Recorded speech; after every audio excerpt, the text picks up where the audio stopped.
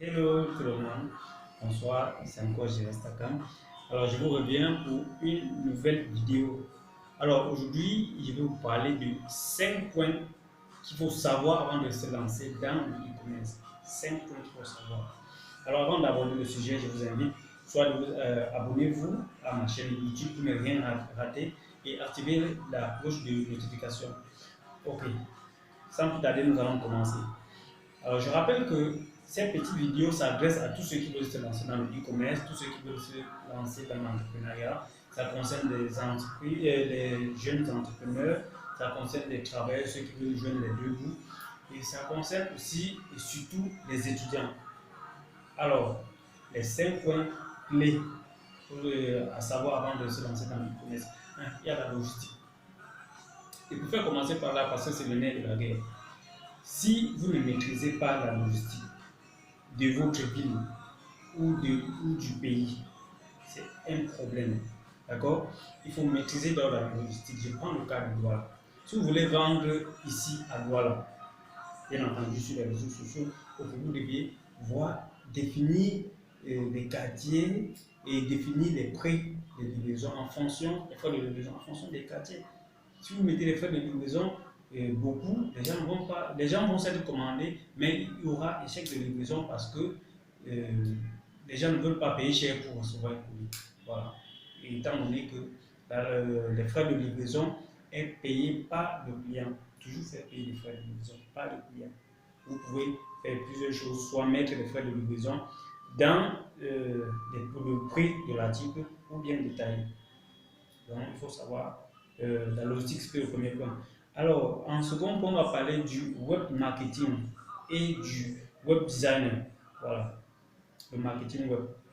Il faut avoir des prérequis. Comment, si vous n'en avez pas, essayez de vous lisez même les tutos, regardez les tutos. Je pourrais faire une vidéo sur ça, mais pour le moment, je vous cite les points.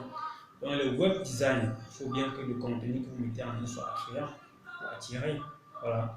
Je parle pour ceux qui veulent avoir un site et tout, comment le contenu est important. Ensuite, en troisième point, on a la gestion de relations clients et fournisseurs. Alors, c'est très important aussi. Il faut comprendre la gestion des relations clients. Tous ces clients-là qui vont commenter en bas des articles, ok, bon voilà, je veux tel produit, je veux tel, vous les répondez comment vous les organisez. Voilà, c'est de ça qu'il est question. Et la gestion du fournisseur, ok. Quelle relation entretenez-vous avec vos fournisseurs?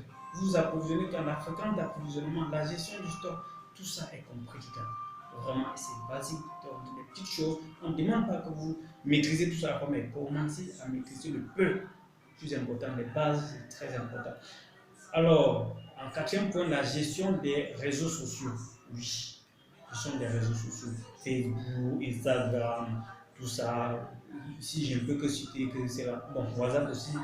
Parce que il faut savoir comment gérer. Il faut savoir à quel moment poster, qu'est-ce qu'il faut poster, la fréquence de publication. C'est ça qui est important. Habituer les clients à une fréquence de publication sur tous ces réseaux.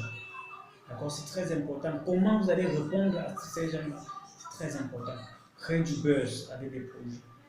Bon, voilà. En cinquième position, et surtout, le plus important, il faut comprendre le référencement naturel. Bon, je parle du référencement naturel, non payant. Payant, c'est encore un autre niveau, mais le référencement naturel. Bon, parlant de référencement naturel, ça va interpeller plus ceux qui ont un site internet. Après, ceux qui ont Facebook, ceux qui ont une page Facebook, ceux qui ont WhatsApp, c'est pas trop important pour vous, mais bien décrire quand même son article. Donc, donner des noms de produits qui peuvent bien expliquer ce que c'est.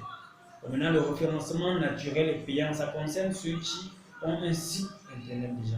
Voilà, il faut le dire, un site internet. Parce qu'il faut bien référencer ces produits-là pour pouvoir qu'on puisse trouver ces produits-là très rapidement lorsqu'on fait une recherche sur Google. Alors, désolé si j'ai été long, mais il était important de vous préciser tout cela. Alors, n'oubliez pas de vous abonner et d'activer la cloche de notification. Je vous retrouve très prochainement pour une nouvelle vidéo. Alors, kiss.